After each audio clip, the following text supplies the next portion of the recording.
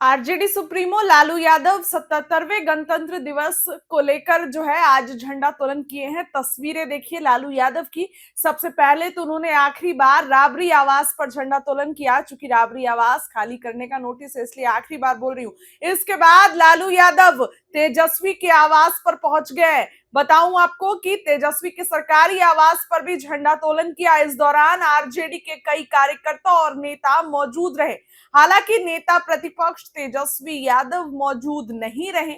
हालांकि तेजस्वी पटना में ही मौजूद है, लेकिन ये चर्चा का विषय है कि यहां पर तेजस्वी क्यों नहीं आए। कल उनको एक तरफ जहां राष्ट्रीय अध्यक्ष की कमान मिली है, तो आज लालू यादव ने झंडोत्तोलन किया तो सबसे पहले राबड़ी आवास पर, उसके बाद तेजस्वी के सरकारी आवास पर किया।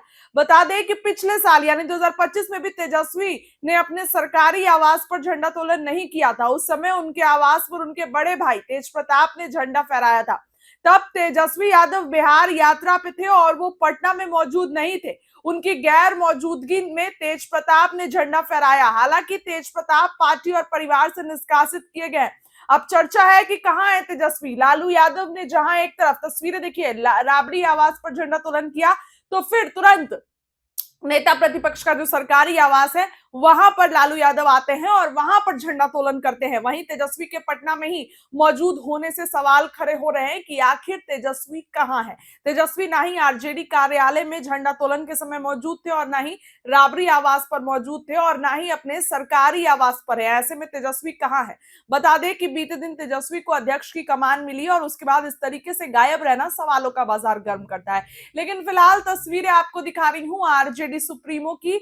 लालू यादव हैं, राबड़ी देवी भी मौजूद है और तेजस्वी यादव भी जो है वो यहाँ पर नहीं है। लेकिन लालू यादव ने कोई कमी नहीं छोड़ी। वो तेजस्वी के भी आवास पर पहुंचे और वहां पर भी झंडोत्तोलन लालू यादव ने किया। पिछले साल तेज प्रताप ने ऐसा किया था क्योंकि तेजस्वी अपनी बिहार की यात्रा पर थे। लेकिन आज तेज प्रताप चूंकि परिवार और पार्टी से बाहर हो चुके हैं, इसी कारण से आज राबड़ी देवी और लालू यादव ने तेजस्वी के सरकारी आवास पर झंडोत्तोलन किया। कल जहां एक तरफ आरजेडी में एक बड़ी बैठक थी, तेजस्वी यादव को राष्ट्रीय कार्यकारी अध्यक्ष बनाया गया, आरजेडी की बड़ी कमान सौंपी गई, तो कायदे से तो इस पूरे झंडोत्तोलन के कार्यक्रम में तेजस्वी यादव को भी मौजूद रहना चाहिए। लेकिन तेजस्वी यादव मौजूद नहीं नजर आए।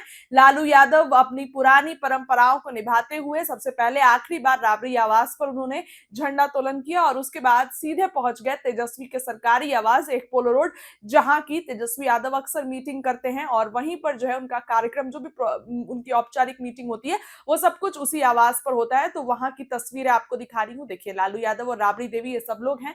तो ऐसे में कहीं ना कहीं लालू यादव अभी भी अपना फर्ज निभा रहे हैं। उनकी स्वास्थ्य उतनी अच्छी नहीं है, उनकी हेल्थ उतनी अच्छी नहीं है, इसके बावजूद सभी रिचुअल जो भी परंपरा है सबको एक करके वो चलते हुए नजर आते हैं। फिलहाल कल तेजस्वी यादव आप कह सकते हैं तो कल वो राष्ट्रीय अध्यक्ष बने हैं। तो ऐसे में सवाल खड़े होते हैं कि ना ही आरजेडी कार्यालय के झंडोत्तोलन में तेजस्वी थे, ना ही राबड़ी आवास पर और ना ही जो है तेजस्वी के सरकारी आवास पर वो मौजूद नजर आए। कहां है तेजस्वी, सवालों का बाजार गर्म होता है।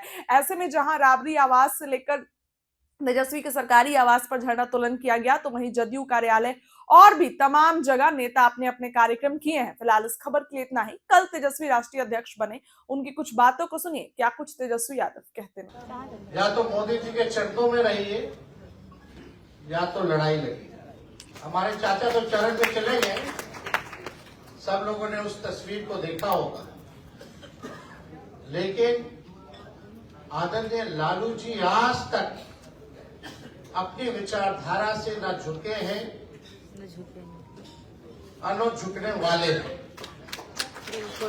तो हम इतना भरोसा देते हैं कि हम लोगों को किसी के चरण में जाने की, मेरी जो राय है वो चरण में जाने की, गिरने की नहीं, बल्कि लड़के मरना पसंद है।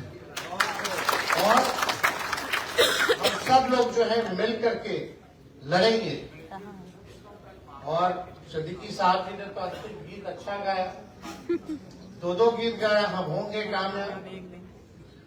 और अंतिम में उन्होंने गीत गाया, भाई कल की बातें छोड़ो। तो हम लोग सब लोग नए सिरे से, जो हम सब लोगों को जिम्मेदारी दी गई,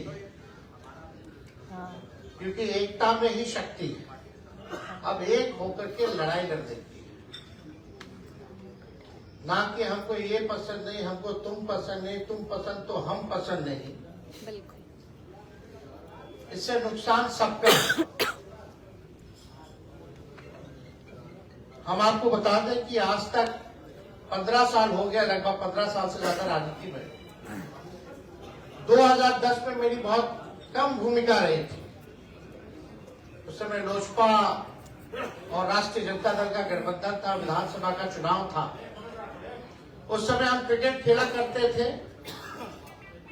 ऐसे ही पार्टी कार्यालय गए, भाई चुनाव का माहौल है, जरा देखें प्रेस कॉन्फ्रेंस। अपने पिता का आज तक हमने प्रेस कॉन्फ्रेंस नहीं देखा था। तो हम पार्टी कार्यालय गए और मीडिया के लोगों ने जो चलाना शुरू कर दिया कि भाई लालू जी ने अपने बेटे को लॉन्च किया। हालांकि उन्होंने केवल इंट्रोड्यूस कराया था कि मेरा बेटा यहाँ बैठा है, लेकिन उस दौरान चुनाव का माहौल था। तो बहुत सारे जो राष्ट्रीय जनता दल या उस समय गठबंधन के जितने प्रत्याशी थे 2010 में, उन लोगों का मांग था कि भाई हमारे यहाँ प्रचार में आए। तो बहुत ही छोटी सी भूमिका मेरी रही है और लगातार 15 सालों से, यानी अगर 10 से अब 26वां साल हम लोग घुसे हैं तो समझे 15-16 साल से मेरी संगठन में अगर आप देखें तो कोई जिम्मेदारी आज तक हमने ली नहीं, ना दी।